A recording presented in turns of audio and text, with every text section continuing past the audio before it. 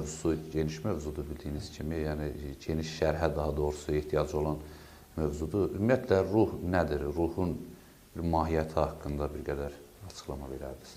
Ruh əslində Quran-ı Kərimdə Allah Təala ruhu yaratdığını deyil, üfürdüyündən danışır. Və ruh təbii ki, qeyri-fizik aləmin bir varlığı olduğu üçün, fiziki olmadığı üçün, o haqda Quranda da ümumiyyətlə az bilgi verildiyi üçün keyfiyyəti haqqında çox söhbət eləmək mümkün deyil. Amma ruhun insana verilişi haqqında eğer danışsaq, ruh insana nədən ötürü verilib? Ruh insana əslində haqqın bir bələdçisi kimi, insanın içində doğru yolu ona içindən səsləyən, deyən bir varlıq kimi, kamil bir şəkildə yaradılmış bir varlıqdır ruh. Və Allah Təala Quran ayələri ilə baxsaq, ruhu bizə əslində bir əmanət olaraq verdiyindən danışır. Bu da baxırıq ki, əslində həqiqətən də tam ədalətə uyğun bir şeydir ki, insanlar oxumağa bilməyə bilərlər, savadsız, bilgisiz, çox uzaq bir regionda yaşaya bilərlər. Amma bununla belə ilahi qanunları bilmək məcburiyyətində olduqları üçün, o yüzden də Allah Təala ruhun içinə bütün Allahla bağlı informasiyanı, yəni bu günləri bizim dediyimiz səmavi kitablarda olan informasiyaları bütünlüyülə yükləyərək və bizim içimizə qoymuşdur.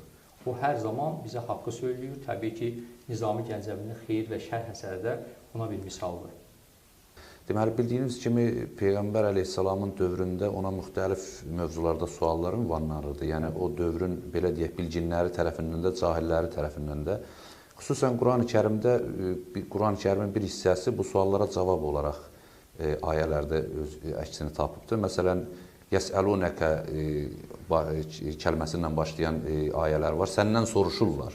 Onlara de ki, məsələn, tutaq ki, bu barədə Zülqərneynin haqqında Quranda var ki, səndən soruşurlar onun haqqında, onun barəsində cavab verir.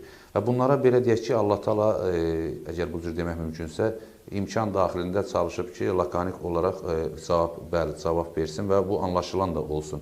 Sadəcə burada bir maraqlı məqam budur ki, Quranda bilirsiniz, ruh haqqında deyir ki, səndən ruh haqqında soruşurlar. Yəsəlunəkə anir ruh. Səndən ruh haqqında soruşurlar. De ki, ruh Rəbbimin əmrindəndir.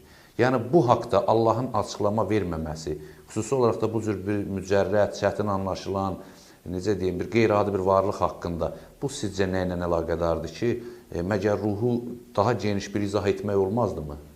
Təbii ki, əslində bizə görə qeyri-mümkün olan hər bir şey Allah üçün mümkündür.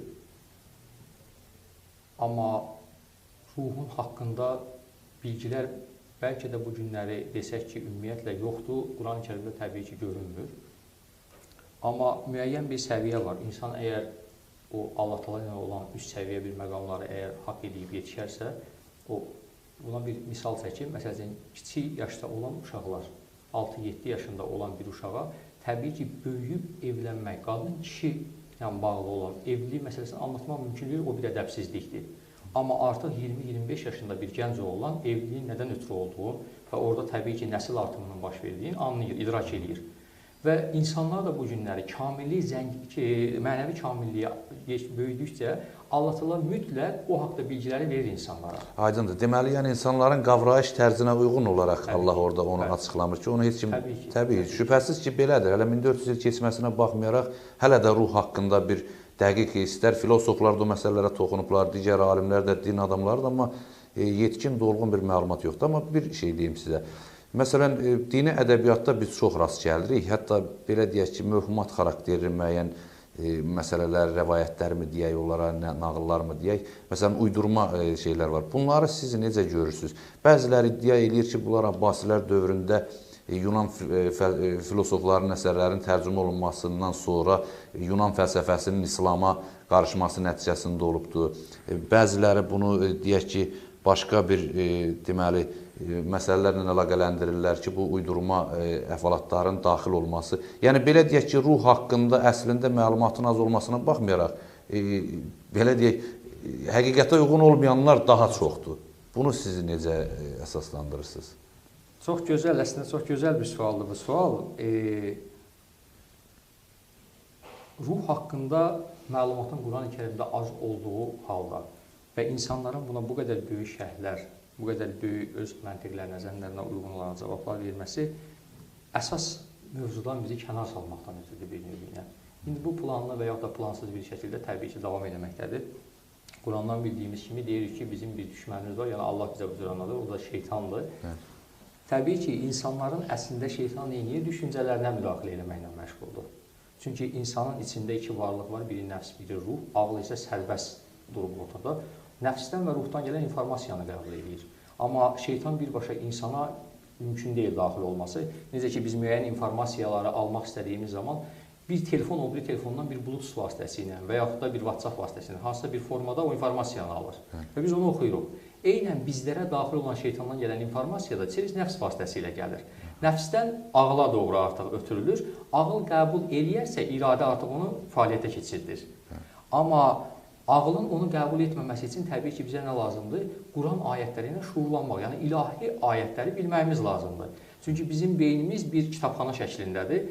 Bizə gələn informasiyadan ağıl o dəqiqə kitabxanaya artıq bir araşdırma göndərir. Və orada araşdırılır. İlahi ayətlər həmən mövzu ilə bağlı çıxmazsa, onu normal şəkildə qəbul edir. Yəni bir növü ilə allanırıq həmən vaxtda. Yox, əgər ayinləri gözəl şəkildə biliriksə, o zaman fərqli olur. Amma ruhun Allahdan insana verilməsinin hikməti nədir? İnsan özündə olan həmən ruhu Rəbbinə sağ ikən geri qaytarmalıdır. Çünki baxsaq, Quran ayələrinin işığında baxsaq, çünki yaradığından gələn bir varlıq olduğu üçün mən məcburam ki, onu ayələrlə deyim. Buyurun. Əhzab surəsinin 72-ci ayəsində Allah Taala ruhu göylərə, yerlərə, dağlara təklif eləyir. Daha doğrusu deyir, əmanəti təklif etdim və deyir, onlar götürmədilər. Amma insan bunu götürdü. Adına əmanət deyilən bir şeyi mütləq biz götürmüşük. Hələ nədir bəlli deyil təbii ki. Amma başqa ayətlərə baxdığımız kimi İsra surəsimizin 85-ci ayətdə Allah deyir ki, ruh Rəbbinin əmrindəndir, onun barəsində sizə az bilgi verilmişdir. Amma arxasınca Bəqərə surəsi 210-cu ayə isə onu tamamilə bir-biri ilə bağlayır. Deyir, Allahın əmrindən olan hər şey Allaha qayıdacaqdır.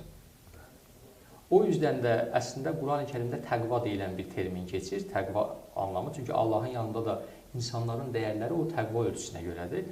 O təqvanın yaradılışı isə insandakı ruhun Allaha qaytarılması tələbi ilə başlayır. Buna bir misal olaraq klassiklərimizdən, məsələn, Nizami Gəncəvinin bir şeirini deyə bilərəm. Deyir ki, hansı yerdən gəldisə, həmən yerə çatdı ruh, xəyal tapa bilməyən bir gözəllik tapdı ruh.